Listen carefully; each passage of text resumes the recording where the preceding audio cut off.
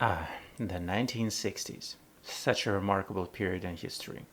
Amazing strides in virtually all fields of science and technology, exploration of space, human rights development, and as a reaction to the military conflicts, the hippie movement. The music of the era is still the driving force for many of the bands that came after, and it is not likely to leave the radio, record stores, or Spotify playlists. What I have for you, dear viewer, is a relic that originated in that period of time, by the actions set in motion by a group of men with a vision. But more on that later. The Melody Musical Instrument Manufacturing Company was founded in 1961 in a small town of Potenza Picena, in Italy. The team included former employees of such companies as ICO, Marinucci, La Clavietta, subsidiary of Marinucci, and Melodio Mengesh. Later on, after a big investment, the company would become a subsidiary or a sub-brand of ICO. The company produced a variety of instruments that included banjos, acoustic and classical guitars, electric basses, and of course, electric guitars. In order to cut down costs, most of the hardware and parts were replaceable on various models.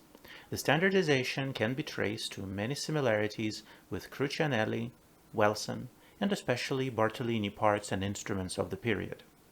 Some ideas, though, were quite innovative for the time, as the Melody was the first company to introduce the neck adjustment system as early as 1963, whereas similar technology would be developed by Fender only a few years later. In around 1964-1965, a new shareholder joined the company, Oliviero Peggini, and his ICO group. ICO needed to increase production, and Melody could use additional finances and distribution capabilities. Melody instruments were then produced with an ICO badge. Around 1969, the Melody name reappeared as a sub-brand of ICO to liquidate inventories of unsold instruments. A few years later, in 1972, ICO disposed of the investment in Melody. The company was free to create its own identity in the music business. The acoustic instruments were heavily influenced by the ICO production methods. As far as the electrics are concerned, the models in production were bearing a striking resemblance to the Fenders of the time. One can say that these were the lawsuit guitars of the European market, but without the lawsuits. The company outlived its parent's company by about 5 years, stopping its activities in 1988. So any instruments that can be found on the market today are the wonderful examples of a bygone era of innovation and Italian passion for music and craftsmanship. As I was browsing the local classified ads one night, I came across this. 1970s Strat for not much money? At first I thought it was a scam, but having read up on the brand online, I was intrigued. So, what you see in front of you is a Melody Guitars Stratocaster. The neck is maple with a maple fretboard. The body is hard to identify, but it is very heavy and dense, so my guess is it's either maple or ash. Presumably it was made in 1979. Based on its conditions, it seems to be in a very good shape. It also has a few interesting characteristics. First of all, the paint and finish are not original.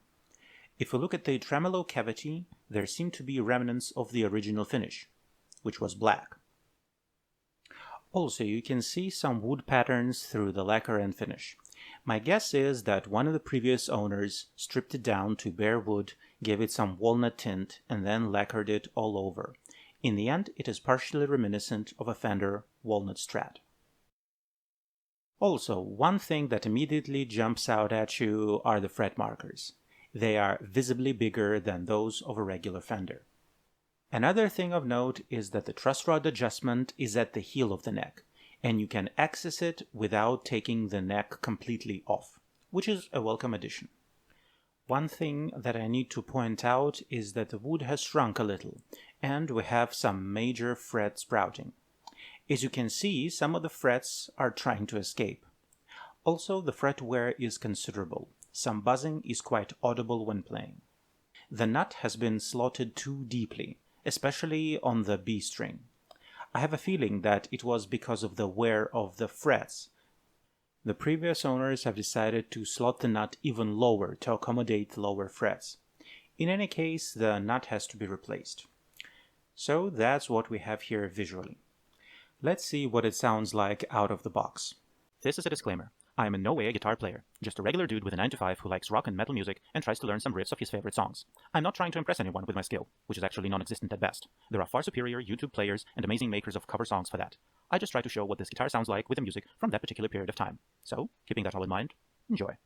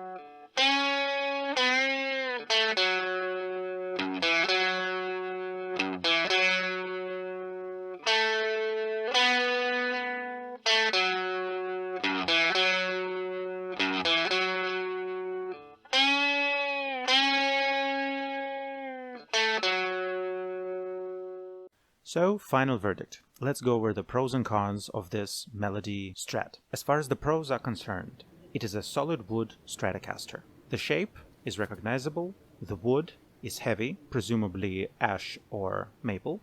The neck is chunky and is also made of maple with a maple fretboard. Also, for me at least, it's one of the pros that this is a vintage instrument. It may not look flashy like modern guitars, however, it is part of the musical history, and we can actually trace this history to the mid-70s. As far as the cons are concerned, well, you could obviously hear the difference in tone between the bridge pickups and the middle and neck pickups. This is due to the fact that unfortunately the bridge pickup from the original set could not function properly anymore, so I had to change it for what I had laying around.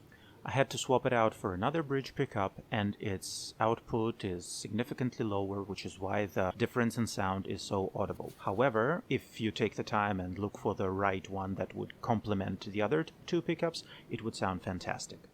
Another con with the neck also comes with age. Due to changes in humidity and temperature, the wood has shrunk a little, which has brought about the fret sprouting problem. This can be remedied, of course, by some file work, but you have to know what you're doing to make it playable again. The third problem has to do with the frets as well. They are quite worn out, especially in the lower registers. This means that the frets will have to be changed down the line to make it playable again. And lastly, there's the problem with the setup. This has to do with the nut being filed too deeply, and sometimes you get the string buzz along the fretboard. However, this is an easy fix with a new nut. Anyway, this guitar is a lot of fun. Despite its age, it is not a collector's grade instrument, however, with a little bit of TLC and some investment, it can be a very good player. If you come across a Melody Guitars instrument, give it a try. You will not regret it. Anyway, thanks for watching. Stay tuned for more guitar and rock related content in the future. Subscribe and comment, and have a great day.